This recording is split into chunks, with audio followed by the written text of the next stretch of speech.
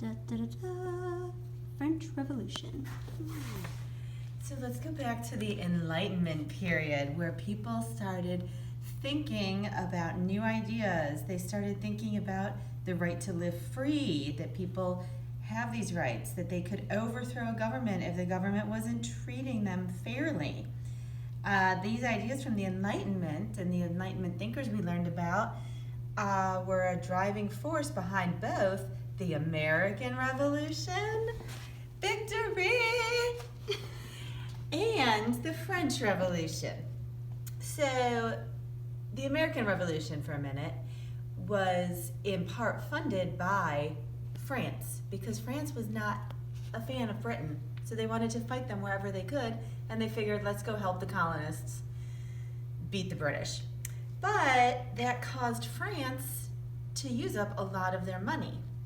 So the king, King Louis XVI, needed to figure out a way to make more money for France. So they were kind of seen as heroes around the world for supporting the British colonists and giving them money. But back in France, at home, everybody was living kind of poorly. They were pretty much bankrupt from all the wars that they had had. They had a poor crop yield during the last few years. And so he decided to raise money, the money that they had lost a lot of funding the colonists, that he would raise taxes. Taxes are the money that the government charges the people and then is supposed to use for good things for the people, like roads and sewer systems and that. King Louis's tax system was unequal. It was an unequal tax structure where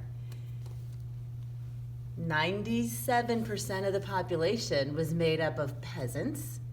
So most of the population, they paid all of the taxes, but they also made the least amount of money. And the two higher groups of people, there were 3 estates. The 2 higher estates did not have to pay any taxes. So let's talk about the 3 estates. So the first estate, or group, they're groups, but they called them estates, was the clergy. See, he's got his Bible. And they made up only 1% of the population, teeny tiny bit of it, and they got 1 whole vote in the whole government.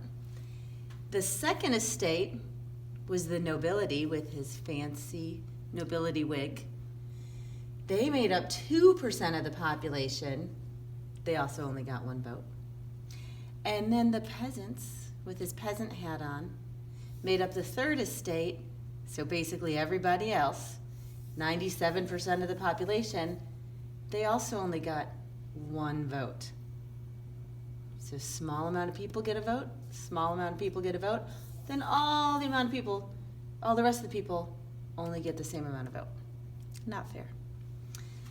So King Louis decided, let's have all these estates meet at my palace at Versailles. When they got there to have their meeting, the first and second estate joined up together and locked out the third estate. They said, yeah, come. And then they said, actually, no, we don't want to hear from you. And they locked the door and kept them out. So what's the third estate to do? They go find a new place to meet on the tennis courts. So they find an indoor tennis court and they go and they say, we want to start our own group. We want to start the National Assembly because we feel like we want rights too. So they get together and they draft this document called the Tennis Court Oath.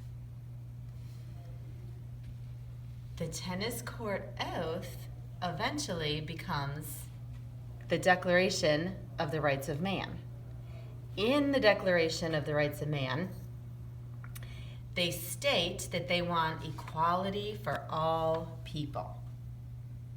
That's sort of the beginning that leads them to their revolution.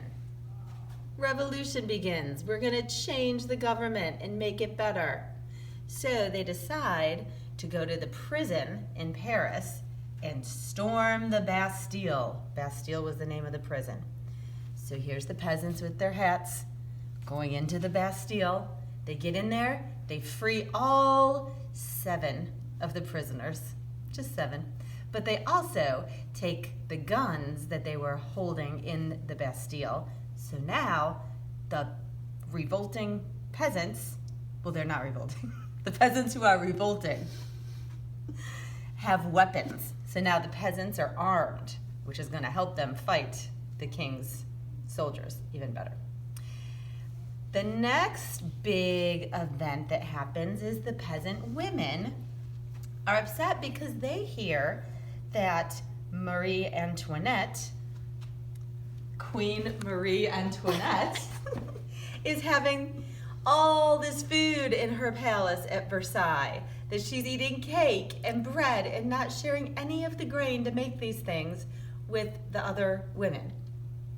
So they march, the women's march on Versailles, and they end up removing the queen and the king. Just like that. They remove them from the palace. And then they have to figure out what to do with them. So they sort of put them on trial, and they have a vote, and the people decide that they should be put to death. So this gentleman, Robespierre, becomes the leader of an extreme group of the people that are revolting, the Jacobins. He becomes the leader of the Jacobin party, and he decides we're going to put them to death using the guillotine by king, by queen. So this is an Enlightenment device that was created to slice people's heads off.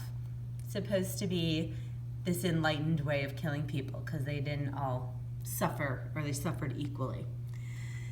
So that begins what's known as the Reign of Terror throughout France, where the Jacobins, led by Robespierre, start killing all of these people that were against them, or that they felt were against them, or that they just were part of the first and second estate, the clergy and the nobility. See Robespierre saying, "Put all the traitors to death." Well then, So then everybody else who was in the third estate sat back and they were like, hold up a second. In the Declaration of Rights of Man, we said everybody should be equal, and Robespierre is targeting the other 2 estates. So they feel that Robespierre is pretty much turning in to a King Louis in the fact that he's favoring his own estate, and he is targeting the other 2 estates. So they're like, Robespierre, you are out of control. You are you're as bad as the other king. You're practically a dictator at this point. So you also need to be put to death. So then they come up with a new government called the French Directory. Yay, they're very excited. They have a new government now, and they think everything's going to be great. They think they're going to have equity for all the people. But they also end up having some of their own issues. Eventually, Napoleon, who was a commander in the French army, comes in, and he actually becomes a dictator in France.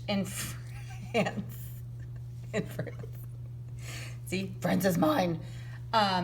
So they did not exactly get what they wanted at first. Eventually, after Napoleon, after his time, they do end up getting a constitutional monarchy, but it took them a lot longer than they had anticipated.